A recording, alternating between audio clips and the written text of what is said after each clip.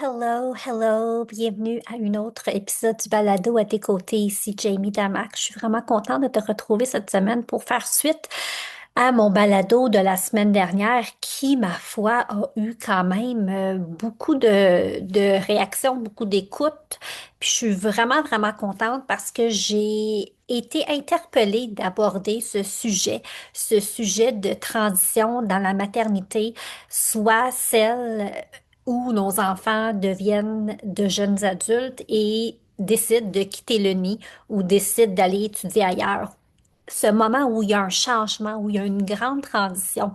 Et c'est une transition qui, à mon humble avis, n'est pas assez abordée. Puis je crois aussi que la façon dont on choisit de vivre cette transition, vraiment pour soi, là, comment on choisit d'être, comment on choisit d'agir, ce qu'on fait avec les émotions qui peuvent être brassées en dedans de nous, je pense vraiment que ça peut avoir un impact assez majeur sur la suite de notre relation avec notre enfant.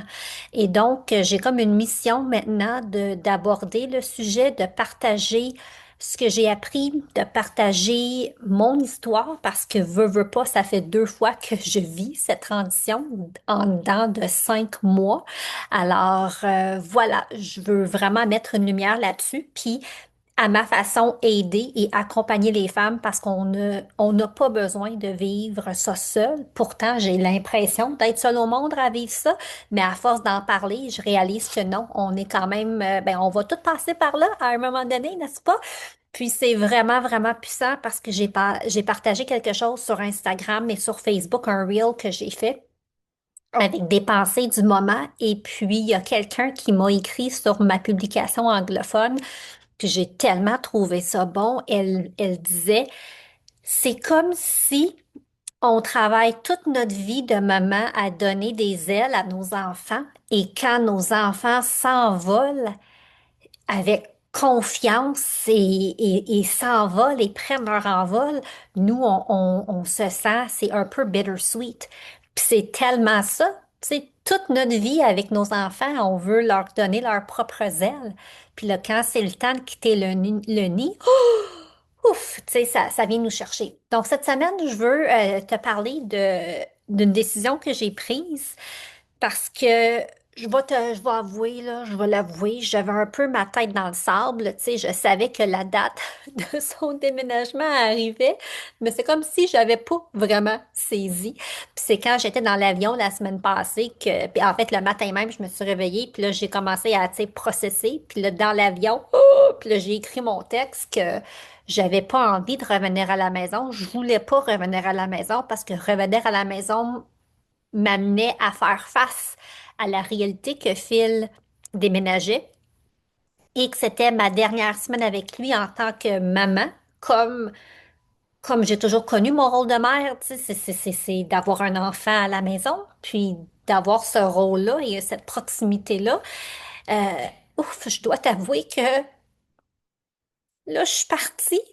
Donc, cette semaine, je te parle en direct de Victoria. J'ai donc quitté la maison très tôt vendredi matin.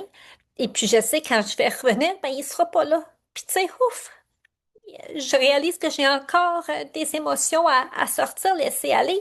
Par contre, quand je revenais la semaine passée, puis j'ai écrit mon billet de blog, je me suis comme ressaisie dans l'avion après que toutes les larmes aient sorti de mon corps. Puis là, je me suis posé comme question, OK, ben là, avec mes enfants, j'ai toujours eu cette notion de réflexion et de me poser comme question, qu'est-ce que qu'est-ce que je veux faire pour avoir le moins de regrets possible. Alors, je me suis assise avec cette question-là, puis c'était clair. Les derniers jours avec Phil à la maison où j'allais être présente, je voulais être une mère, tout simplement. J'avais envie d'être maman. Puis moi, il y a 20 ans, j'ai laissé mon emploi que j'aimais d'amour pour revenir à la maison parce que je m'étais posé cette question à l'époque, il y a 20 ans. Qu'est-ce que je veux pour mes enfants? comment je veux être pour avoir le moins de regrets possible. Et je savais à l'époque que je devais laisser mon emploi et revenir à la maison. Je savais qu'il fallait que je fasse ça. J'avais vécu ce modèle-là avec ma mère. J'avais beaucoup aimé et je voulais offrir ça à mes enfants. Une vie avec plus de relaxation dans le sens qu'on habitait à 450 mètres de l'école primaire, donc les enfants pouvaient se rendre à l'école à pied. Je voulais vraiment offrir ça à mes enfants, que mes enfants aussi peuvent revenir à la maison, les pédagogiques qui pouvaient être avec moi l'été. Tu sais, je voulais avoir un flow. J'avais pas envie qu'ils soient dans une case, toujours en train d'aller quelque part puis d'être au service de garde. Pour moi, c'était pas la vie familiale que je souhaitais avoir. Donc, j'ai laissé mon emploi pour revenir à la maison. Puis à l'époque, ça a été une décision, là, comme, my gosh, fille, là, tu sais, je me suis fait beaucoup reprocher ma décision. Puis encore aujourd'hui, c'est l'une des meilleures décisions que j'ai faites de toute ma vie par rapport à ça, par rapport à eux, une décision familiale, là, tu sais, comme trop heureuse de l'avoir fait. Puis quand je pensais à ma semaine à la maison, mais c'est ça que je voulais être maman.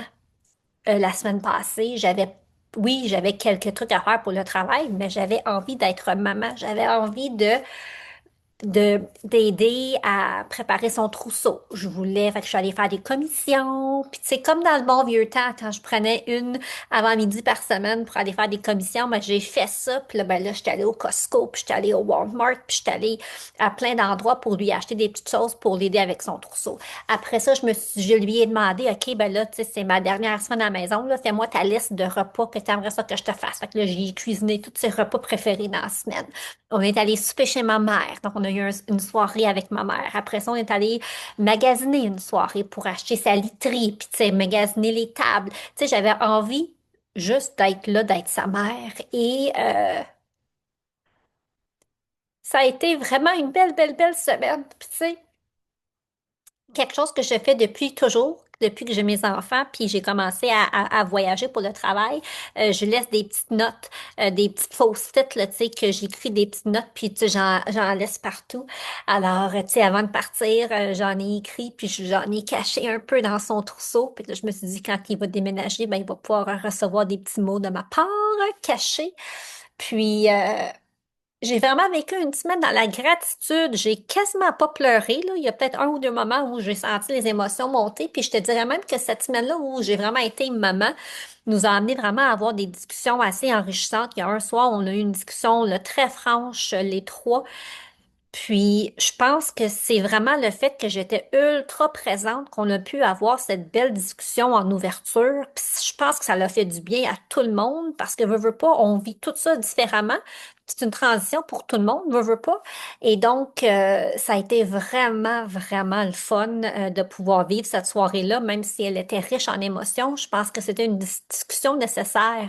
Mais il faut être capable de s'asseoir avec notre inconfort, puis de s'asseoir avec comment on se sent et d'être capable de le vocaliser sans attaquer l'autre ou sans, tu sais, blesser l'autre, puis vraiment parler de soi. Puis je pense que c'est quelque chose qui s'acquiert, c'est quelque chose qui s'apprend. Puis ça fait quand même plusieurs années que j'ai vraiment appris puis réalisé l'importance de mettre le miroir vers moi et vraiment de parler au jeu. Puis quand l'autre personne parle, de vraiment écouter, puis de ne pas le prendre personnel, parce que c'est pas personnel. Quand quelqu'un parle de ses émotions, puis de comment il sent, puis tu sais ce qui s'en vient, c'est par rapport à la personne. Puis on a tendance, nous, des fois, puis je pense qu'on est tous un peu coupables de ça, de vouloir prendre ça personnel, mais c'est pas personnel. Bref, ça, c'est un sujet pour une autre fois, mais c'est ça. Donc aujourd'hui, je te parle, puis je sais que la transition est bel et bien entamée parce que parce que c'est ça. Quand je vais revenir à la maison, il ne sera plus là. Euh, Puis ça aussi, c'est une décision qui a été à la fois pas facile, puis maintenant je le réalise plus facile que je le pensais, de ne pas être là pour son déménagement. Puis ça va être le sujet que je vais parler la semaine prochaine. Je vais parler de ça, puis de comment le retour s'est passé. Alors, je vais probablement attendre à mon retour, puis tu sais, faire une émission sur les deux sujets pour te parler de tout ça. Mais avec ce que j'ai publié sur le blog, le balado de la semaine passée, le reel que j'ai mis hier sur les Instagram, puis sur le Facebook. Puis ce que je fais aujourd'hui, là, je sens tellement que c'est important qu'on en parle. Alors, je sais pas si toi aussi tu passes par là ou tu as passé par là ou tu vas passer par là, puis tu as envie d'échanger puis de partager, ben sache que ma porte est grande ouverte. Tu peux entrer en contact avec moi. Tu peux aller toi aussi partager sous les publications, sur les réseaux sociaux. Bref, faisons, bâtissons une communauté d'entraide puis d'écoute. Puis comment ça se passe chez moi, c'est pas nécessairement comment ça va se passer chez toi, puis c'est correct. Mais soutenons-nous à travers ça. Puis enlevons le voile, là, que c'est tabou parler de comment qu'on se sent. Puis tu sais, parlons-en parce que c'est important. Puis je pense que c'est important aussi qu'on soit honnête avec nos enfants dans cette phase-là, dans cette transition-là, pour que nos enfants puissent comprendre aussi, tu sais, du point de vue parental, comment ça se passe, parce que c'est fake it, là. Fake it till you make it, là, je pense que ça serait la pire affaire à faire. Tu sais, comme faire semblant, puis oh, tout est beau, ça va bien. Quand, oui, ça peut aller bien, mais tu as une petite peine quand même, tu sais. Puis j'ai vraiment aussi, tu sais, pris le temps d'avoir énormément de gratitude parce que j'ai tellement de gratitude pour tout ce qui s'est, pour tout ce que j'ai vécu durant les 23 dernières années. Mon cœur déborde de gratitude. Puis ça aussi, je pense que c'est important de s'asseoir dans cette gratitude-là, puis de le vivre et vraiment là, de le ressentir pleinement. Alors voilà, j'espère que tu vas bien et que tu passes une belle semaine. J'espère que tu apprécies ce contenu parce que je le fais vraiment avec amour et des bonnes intentions. Puis si tu penses qu'il y a des femmes qui passent à travers ça pour qui ce serait intéressant, je t'invite à partager le balado. Je t'invite à le partager, puis vraiment là, de faire rayonner la discussion parce que je trouve ça super important. Alors, prends soin de toi et on se retrouve la semaine prochaine. Bye bye. Merci pour votre temps. Je suis si reconnaissante. Si tu aimes ce balado, je t'invite à venir me rejoindre dans mon groupe Facebook privé Reconnexion féminine et pourquoi pas le partager avec d'autres femmes qui aimeraient les épisodes. On se retrouve la semaine prochaine.